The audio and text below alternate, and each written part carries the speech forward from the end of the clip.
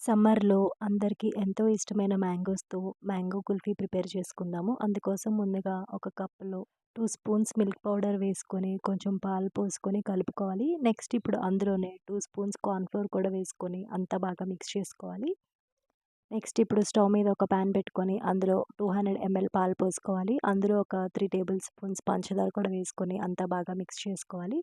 పంచదార కరిగిపోయిన తర్వాత మనం కలిపి పెట్టుకున్న కార్న్‌ఫ్లోర్ మిక్స్చర్ కూడా వేసుకొని థిక్‌గా అయ్యేంత వరకు కలుపుకుంటూనే ఉండాలి.